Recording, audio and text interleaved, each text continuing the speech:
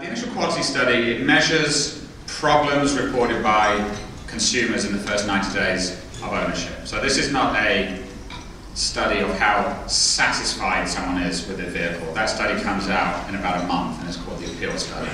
This is a much more of a, if you will, objective metric of did you or did you not have problems with certain aspects of your vehicle.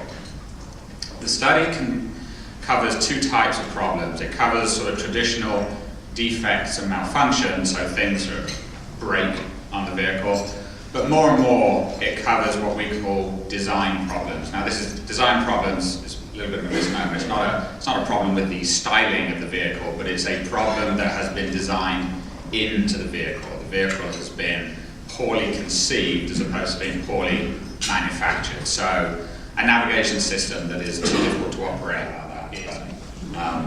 When you have someone else who's doing 0.8 problems, then 1.1 is not so good, I guess. But it still amazes me how well the industry scuff or soil easily is a great frustration for consumers, and then the navigation system is difficult to use is also a great frustration for consumers. And you'll notice that none of these top 5 problems involve the vehicle breaking down anymore. No one's getting stranded by the side of the road because their voice recognition doesn't work.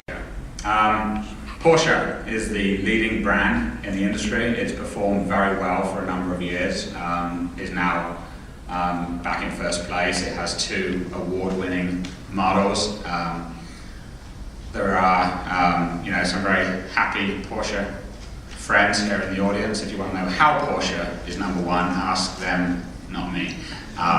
But they take quality incredibly seriously. They've done a great job. The cars are fantastic, and Porsche rightly is acknowledged as one of the best brands in the industry. GMC has never been better than 9th before and is 2nd. They've moved up tremendously. The big trucks are phenomenal in terms of the quality, absolutely outstanding. Of course, they were about to all be replaced, but right now they are very, very high quality. Lexus fell a tiny bit. They had 3 big launches. All of them actually went very well, but whenever you launch a lot of vehicles, it tends to depress your score a little bit. Infiniti improved a little bit, and then Chevy kind of went the same as GMC. Again, the big trucks are really carrying the day for Chevy. The Malibu was a very good launch for Chevy, and Chevy is in the top 5 for the first time in its history. So GM has 2 of the top 5 and has the 2 top-ranked non-premium nameplates in the industry. Acura was flat. Toyota, Honda didn't really change much on the year, so they're still strong performers, not as strong as they were relative to some of their competitors. To see Chevy above both Honda and Toyota that's the first time that's happened. Jaguar fell a little bit. Hyundai and Kia both improved this year. They were 18th tied last year, they're 10th tied this year. Mercedes fell a little bit, Audi improved quite a bit actually.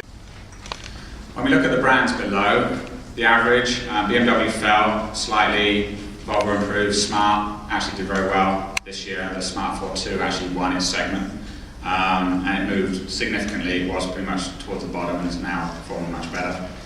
Land Rover is now close to the industry average. Historically, Land Rover has been one of the poorer performers in the study, but has improved pretty significantly. Pretty much all of the products are competitive these days. Jeep also improved. Volkswagen had a good year, a number of good improvements on the Passat, on the Jetta. The Beetle was a pretty good introduction. Mazda and Subaru fell a little bit. Dodge improved somewhat. Ford was flat. Any manufacturer that launches more than 50% of its sales volume in a single year is probably going to struggle.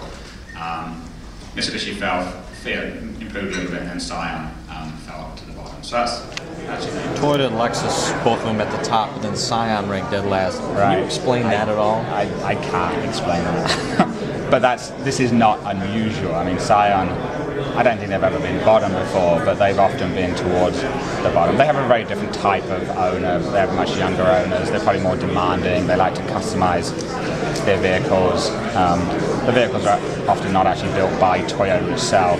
But no, it's hard to explain how Toyota can have a brand that's at the